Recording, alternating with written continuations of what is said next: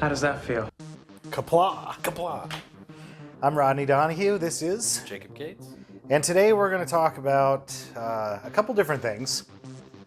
I wanted to talk a little bit about one of the episodes we talked about last time. Yeah. And that will lead into an episode that we're going to talk about this time.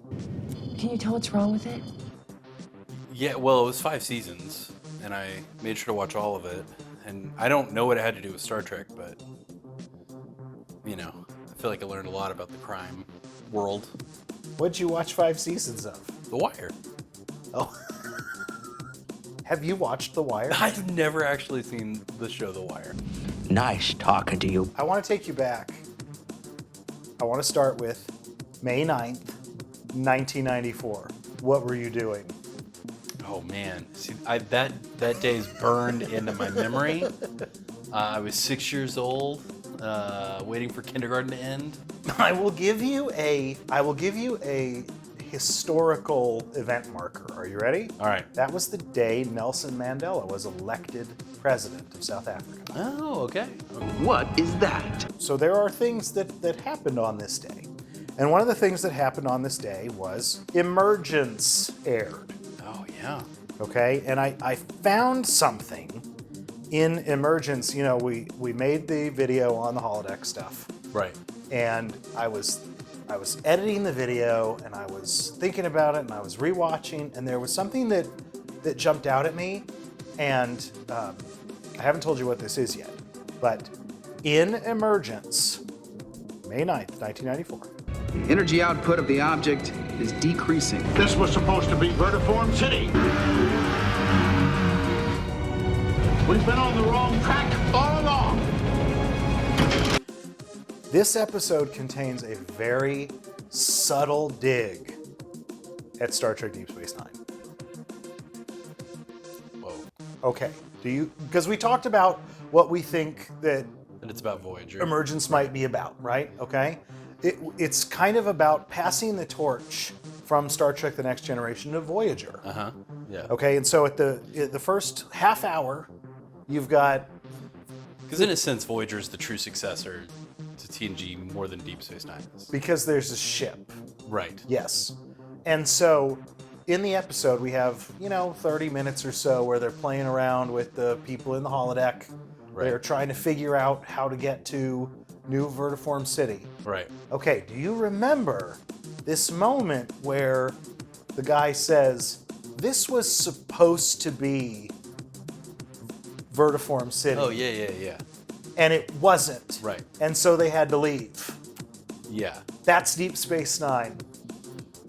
No, they should have stayed. They were should have like, stayed right there. They were like, Should have got a margarita and kicked up their But feet. the episode, it's so weird because it's basically saying Voyager is real Star Trek. Star Trek Deep Space Nine is not real Star Trek. This will not be the thing that allows this life form to go, right? And so Yeah. we have to right the ship. We have to get a real ship. We can't it can't be this stuff that we've got here. We have to figure out a way to get away from Deep Space Nine and take real Star Trek the way that it needs to go. Yeah, I guess. I mean, that may be what they're saying. I just kind of disagree. I like the like the play with format that Deep Space Nine has. It's a little less Wagon Train of the Stars and a little more, Frontier City. I Bonanza guess. in the Stars. Bonanza. That's what I was looking for. Bonanza in the Stars? Yeah. What's all this? Do you know why we're talking about The Wire? Because we like it. Oh yeah, really I mean, we good. like The Wire. The Wire also aired on May 9th, 1994. Does it have a subtle dig at TNG? I hate this place. And I hate you. Not that we're aware of. But here's what's weird about it, right? Like, what's weird is this TNG episode is taking a dig at an episode that was 100 times better than it. Oh yeah. Oh, And yeah. The Wire is, Wire's I great. would say The Wire is better than every episode of Voyager. That's right! Yes. Even 100%. Pathfinder, which is my favorite episode of Voyager, does not come close to The Wire, and The Wire probably isn't even in my top 30 episodes of Deep Space Nine. It's a really solid episode. Maybe it's not top 30, but it's a really solid episode of Deep Space Nine, and maybe within that kind of platonic ideal of a DS9 episode. Now listen carefully. I would say yes, and I would say that maybe one of the top reasons that it's a platonic ideal of a Deep Space Nine episode is because it features strongly a character that's in a supporting role. Right. Are you all right? I'm fine. Well, and I think that's part of the genius of Deep Space Nine is the sort of ensemble cast and the secondary characters really do get to shine and breathe and have the life of their own. And you feel like this station is populated. Oh, wonderful. At this rate, we'll be done eating lunch just in time for dinner. With TNG, it's 7 people on this giant spaceship, and occasionally there's, Rose shows up 3 episodes or something like that. But it's the 7 people, and the same thing's true with Voyager. Every once in a while somebody will show back up, but it's very rare. There's no depth to them whatsoever. I, for one, Doctor, am perfectly satisfied with the way things turned out, and I see no need to dwell on what was doubtlessly a difficult time for both of us. Deep Space Nine is such a deep bench of secondary characters. Yes, and the characters are rich. Yeah. How much of this did you take? A mere 30 cc's, not nearly enough, I'm afraid. And so I want to end talking about the difference between Emergence and The Wire by saying that both episodes are mysteries. Yes. But one is fun. Yeah. And one is we're actually like, we want to know what happens. And in the other one, we're just like, nah, whatever.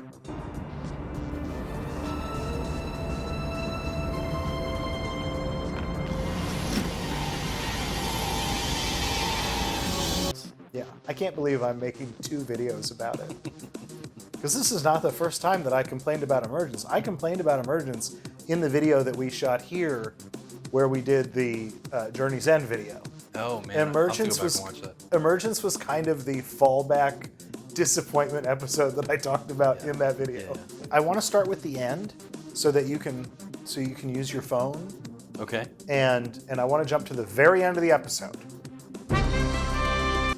Okay, so right. we're gonna. This isn't gonna ruin the episode at all. But I sent you an image from a George R.R. Martin book called A Clash of Kings.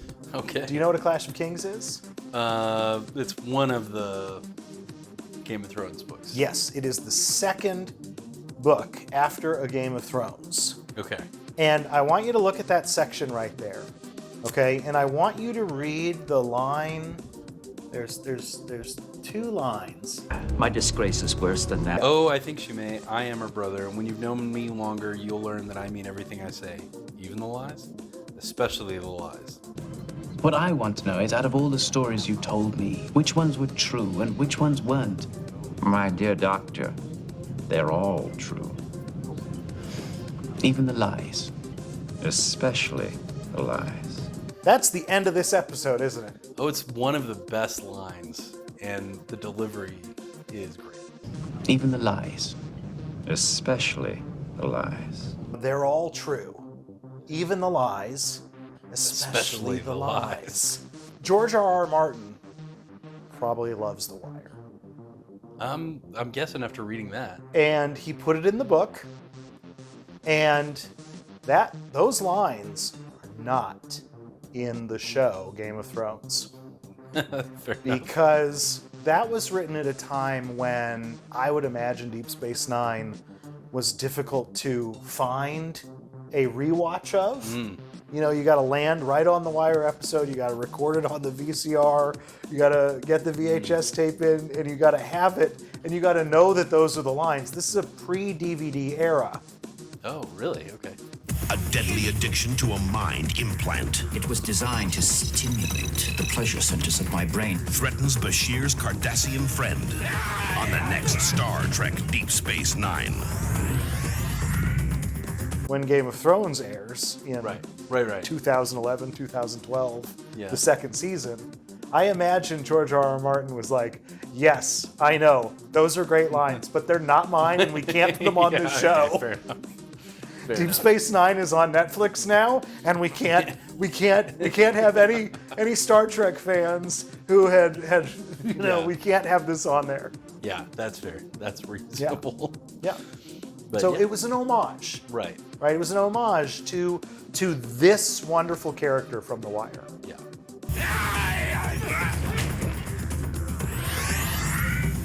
Garak is probably one of the more fascinating, rich secondary characters. Yeah. Let's start with Garak. Yes. Okay. Let's just talk about Garak in general. Right. What do you think about Garak? I think Garak he's truly fascinating. I mean, he is this forcibly retired spy master who has all these secrets, and there's a lot of innuendo, and there's a lot of hinting, and a lot of uncertainty about who he is. But you can tell he has something of a moral code in a way, and that he cuts against the Cardassians. He is on the outs. He's not in alignment with where the Cardassian Union is. I was stripped of my rank and commission and exiled from Cardassia. It's really hard to determine if he's a good guy or a bad guy, or what he is. What game is he playing exactly? He is the definition of shades of gray. Yeah. And I was his right hand. My future was limitless until I threw it away. What do you think about Andrew Robinson, the actor who plays Garak? I mean, I think he does a great job of landing this character and making him seem mysterious but affable. And so you want to spend time with Garak, and you understand why Bashir wants to spend time with Garak. He's a little bit of a puzzle to be solved. Isn't it superb? Without a doubt, the finest Cardassian novel ever written. Bashir can't quite resist that temptation to try to figure out Garak and be his friend when nobody else wants to be his friend exactly, when everybody else wants to sort of treat him with distance. It's just that Garak and I have been having lunch together once a week for more than a year now. You'd think he'd come to trust me a little. Why should he? It's not like the two of you are really friends. Well, no. I think Andrew Robinson is probably playing him as gay, even if the character's not, and so I think there's a little bit of that hint of tension there where you're just not quite sure what to do with him. Though I must say they make magnificent sweaters. We'll go to my quarters. And there's just uncertainty around him, and I think Andrew Robinson hits that really well. By the way, I just had the most interesting conversation with Constable Odo. It seems he's under the impression that I was a member of the Obsidian Order. I read a long time ago that he actually was playing the character as omnisexual. Oh, okay, well. Where he was just attracted to attractive people. Fair enough. Which I thought was kind of interesting. I can't believe that I'm having lunch with a man. Which is even slippier, right? Like that's even harder to pin down in some sense, and it doesn't define, or it doesn't fit into neat categories in the same way. I was just up late last night. Entertaining one of your lady friends. This episode in particular gives us a sense of just how amazing of an actor he is. He displays a lot of range here. And I think we should talk about just the acting in this episode first, since I'm talking about the actor, because I also like two other Cardassians in this. Okay. I like Paul Dooley as an Auburn Tain, who is, the head of the CIA, right? The retired head of the CIA. But I also really like Boheeka, the guy that Quark has on the Zoom call. Yeah, I think that I wish that Quark! Actor, Quark, you idiot! I wish that actor had more to do in Deep Space Nine. Yeah. Because it's so that would have been a funny, just recurring bit. You have my undivided attention. Between him and Quark. And maybe he never shows up in person. He's just always on a Zoom call. He's always on the Zoom call, and like he starts as like this goal, and he's in more and more dire straits as the series goes on. He's like Cricket from It's Always Sunny in Philadelphia. His life just gets worse and worse the more he gets worse. I'm ruined. My career is over. And in like the last scene, he's like contracted the Cardassian form of like the changeling virus. Okay, and he's starting to disintegrate. He's got like the phage from the Voyager. Vidians. Yeah. And he's just. I want to see that episode where like Dennis is Quark. Dennis from It's Always Sunny in Philadelphia is Quark, and Charlie is Nog. That's it. And we're wrong. Yeah. I mean, I think that all the acting in this episode is solid. Even the cursed number is classified. Where did you get it? No, don't tell me. I don't want to know. Just great performances throughout. Yeah. Which is exciting. And a lot of our main cast is not in front and center. I mean, Quark has a fair bit to play. I think there's a little bit of Cisco. I'm trying to think now. There's some Odo. Yeah, that's right. Odo's doing the investigation. The Obsidian Order, that certainly complicates things. Most of the main cast is not front and center on this. Yeah. Which is kind of one of the fun things about Deep Space Nine. Okay, I wrote a synopsis, which is Garak's migraine leads Bashir to a meeting with the head of the Cardassian CIA. Yeah, that's about right. That's the whole episode. I want to talk a little bit about the difference between Garak and Elam. Yeah.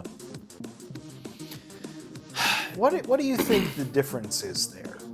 Because we learn at the end that Elam is Garak's first name, which, rewatching it, that's not like a big deal. Yeah. But in a way, I almost feel like they wrote it as like a Cosmo Kramer sort of thing.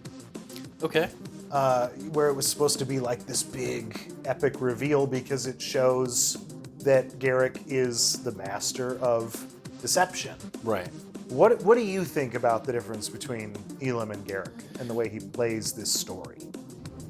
Doctor, Elam is Garak's first name. Hearing the versions of the story as they're slowly teased out more and more, and then you eventually get an Obertain's version of the story, and even then, how true is it? Do we know? I think the only thing that an Obertain says that I believe is that he wants Garak to die surrounded by people who hate him. Yeah, I agree with that. I want him to live a long, miserable life. I want him to grow old on this station surrounded by people who hate him, knowing that he'll never come home again. I think what you have is Garak really wrestling with the, kind of two halves of his loyalty set. He has this loyalty to Cardassia. I followed my orders. I think he genuinely loves Cardassia. He loves the literature, even if, Bashir thinks it sucks, right? He loves the culture. He loves the warmth, right? And he hates the bright lights of this alien space station. He wants to be home, but he can never return home. And so they exiled you. That's right! And left me to live out my days with nothing to look forward to but having lunch with you. In that sense, he is a true Cardassian, and I think to some extent that's the Elam side of the struggle. But the Garak side of the struggle is that despising of what. So I had the shuttle destroyed, killing the escapees, Elam, and 97 Cardassian civilians. What that government, what that culture made him do and made him be responsible for, made him carry. And that baggage is in tension with and combating with the love for home. I stopped them. I only wish that I had stopped them. You didn't. No, Doctor. My disgrace is worse than that. Unimaginably worse. What could you have possibly done worse than that? I let them go. I like that idea. I thought of it in a way as like a Smeagol Gollum Yeah. Suddenly the whole exercise seemed utterly meaningless. All I wanted was a hot bath and a good meal. And so I let them go. Elam is the Obsidian Order SS officer. Right. You couldn't even begin to fathom what I'm capable of. He's the one that is doing the terrible things. Yeah. And Garak is the one that does the nicer things, right? That Elam is like, order Garak, and that's why he doesn't bring that up on the station, because he's not Elam anymore. Elam is the Obsidian Order version of him. Right. And I feel like, especially in the next episode that we see in Tain, that improbable cause, he only calls him Elam. Yeah. Whereas when Dr. Bashir shows up, he's Garak. Just plain Garak. Because I think that he can't be Elam anymore. Right. I think Elam is that Obsidian Order, and he's tried to put it to death. Version. Yes. Like to some extent, that's where, you know, especially the lies are true. Like he did, or at least tried to kill Elam. I think he did every single one of those things. Yeah. Oh, there was a time when I was a power. The protege of Tain himself. Do you have any idea what that means? My favorite delivery, I think, of any line in this episode, even maybe more so than the last line, especially the lies, even more so than Paul Dooley in the way that he talks to Bashir after he's revealed that he wants Garak to die. The air was like ice, and suddenly the whole exercise seemed utterly meaningless. All I wanted was a hot bath and a good meal. When Garak is talking about the children that he was interrogating, and the way he tells that story, it's just, he just laughs through it.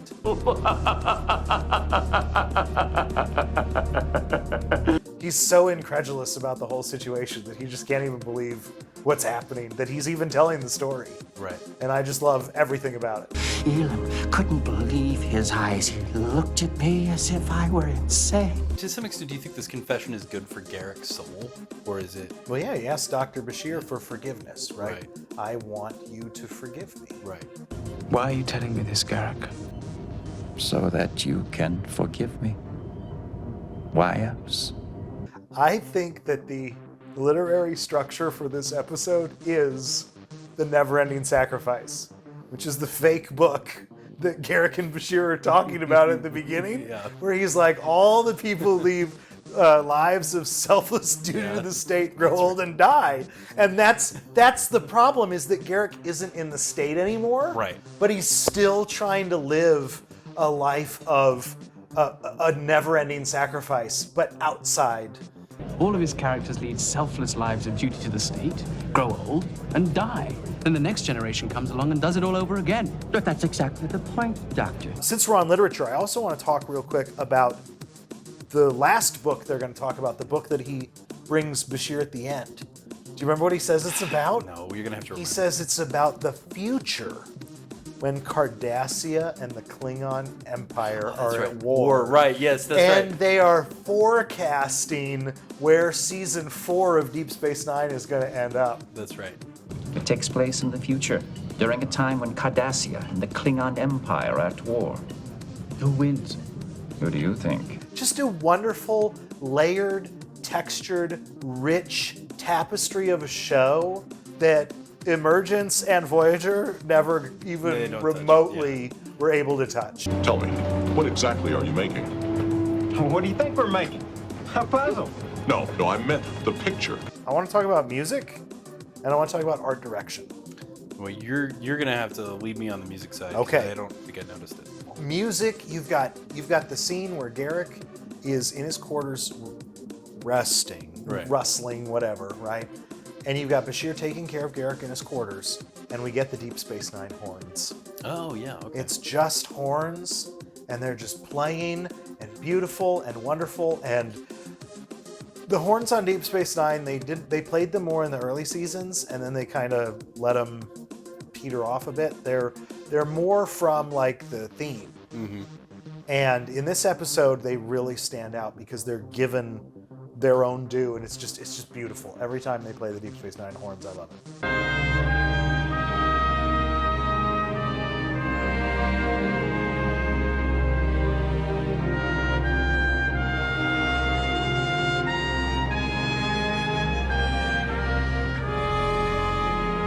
Why do they fade out that motif over time? Why don't they really...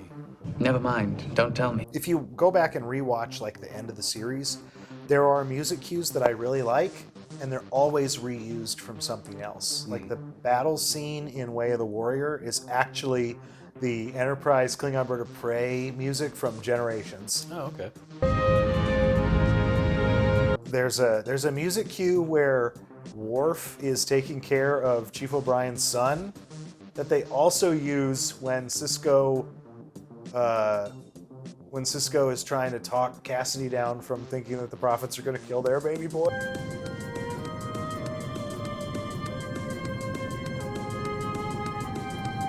And so they reuse a lot of music in the later seasons where they're trying to put budget into, I would assume, more special effects. 2 years. What a waste these past 2 years have been. You know what? I have so many favorite Garak moments in this because the acting is so great. Like I just looked at my notes and I see the 2 years. What a waste these 2 years have been, right? He's throwing stuff around. Oh, it's such a wonderful, beautiful episode. Oh, art direction. Okay, see, I'm still at the top. We've talked about most of this other stuff though, but art direction. Did you see the red in Garak's quarters? Like the stuff they've got on the top? I think those are like Cardassian like heaters. Heaters, like yeah, for that heat. could be, yeah. Because I don't see them in any other episode, and the Cardassians are supposed to be this kind of lizard-like people that really like the heat. I think those are heaters. Well, he complains about it. He complains about how cold the station is. And I think that's what they are. It's never said, but they're not in any other episode. And I think that's what it is. And I thought, check. Yeah. That makes sense. The temperature is always too cold. But it is an interesting episode in that the climax is not action-packed, right? It's that conversation with an Tain. Yeah. You know, nothing gets blown up. You know, there's no violence other than the wrestling match. Get away from me! What I think's really interesting about the lead up to that is this episode is shot in an interesting way. It kind of I'm gonna oversell it a little, okay? But this episode, more than maybe any other episode of Deep Space Nine, is very much shot like Citizen Kane.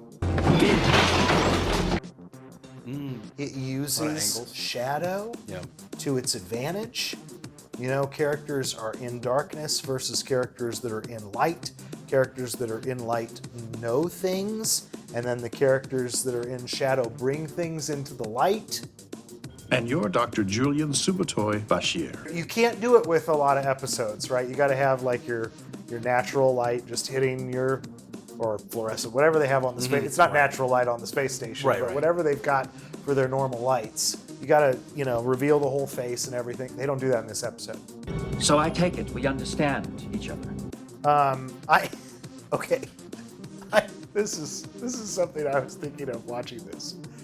We get a scene with O'Brien because Bashir is trying to access Cardassian medical files. Oh, that's right, yeah. And O'Brien says that, well, those will probably be easier to access than the engineering files or whatever it was that he said.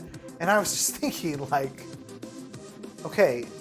HIPAA compliance is not a thing. First of all. Right. When the Cardassians left the station, did somebody forget to empty the recycle bin? The Cardassians did a general systems sweep before they pulled out. The medical files would have been deleted along with everything else.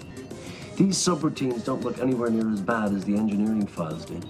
They just moved everything into the recycle bin and then just left it, and these things are like deleting like little bit by little, like why are these files still here. Well, that's one. Well, you can never really delete a file, right? Like there's always some residual bit on the hard drive somewhere, and I assume that's still true in the future. And so they have to go. Well, you would they have to think go that the Cardassians would figure out a way to make it not the case. I mean, they'd probably have to brick the whole station. I guess they use those optolithic data rods or whatever. You can't just like slap a magnet on the side of it and scramble the thing. So here's the other thing I thought was Garak exiled because his job was to purge all the files? I think it's because he killed. I think it's because he killed he didn't do it. I think it's because he killed the guy's son, or killed the 100 prisoners. Yeah, well, it ended up being the daughter of like a Ghoul.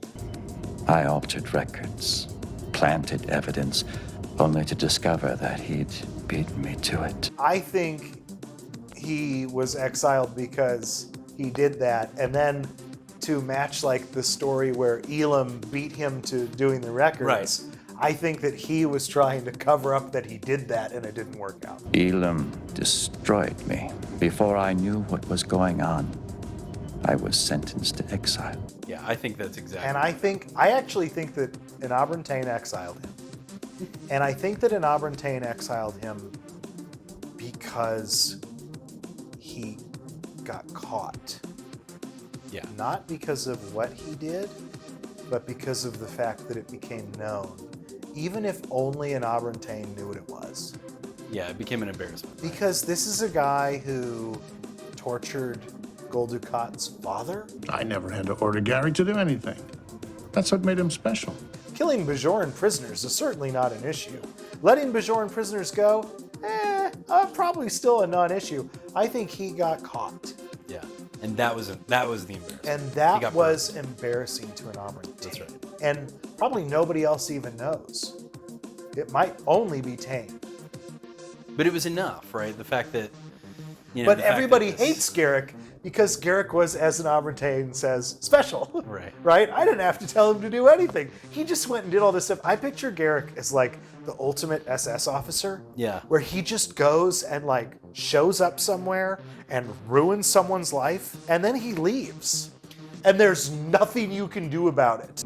Elam got aboard, but the captain refused to let him search the ship because he claimed he was under strict orders from Gul Dukat to depart immediately.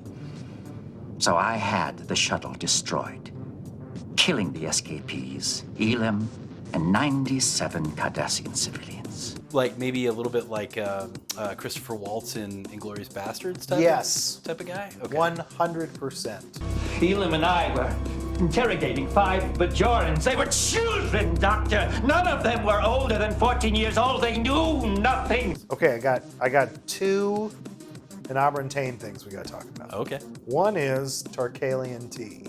Yeah.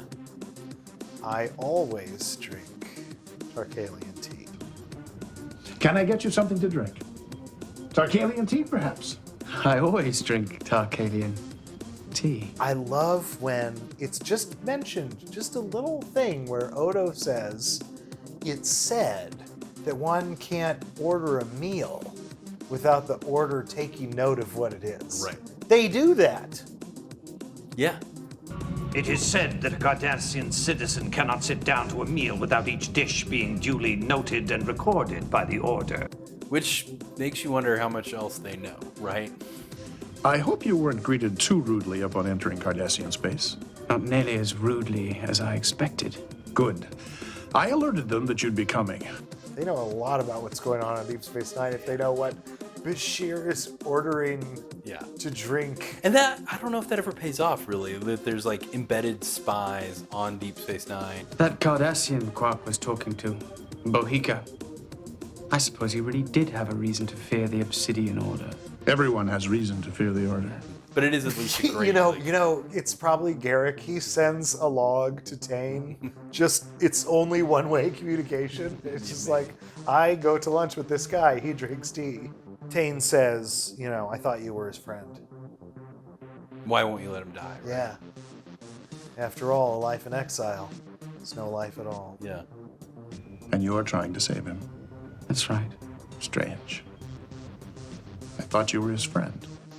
I think the thing that stands out about The Wire is that this is just a solid example of what Deep Space Nine is. Yeah, consistently good. What a pleasant surprise. I think what really gets to me about the Emergence thing we talked about is that the guy who wrote that episode wrote several episodes of Deep Space Nine. Oh, okay. And he had written one before he wrote Emergence, and it's okay. Do you know that one time on one trip, both Sigmund Freud and Gertrude Stein just happened to be in the same car? They ended up having dinner together every night. Who wrote it again? Who did we say wrote it? The story was by Brandon Braga, but the episode was written by Joe Menosky. Oh, okay.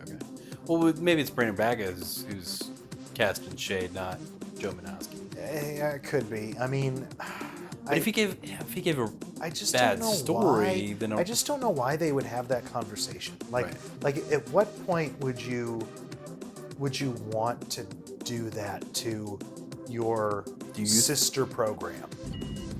Is something wrong? I'm ruined. That was The Wire.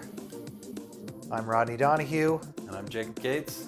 And all we can say now is Kapla. Kapla. Nice talking to you. Awesome. Take it off. That was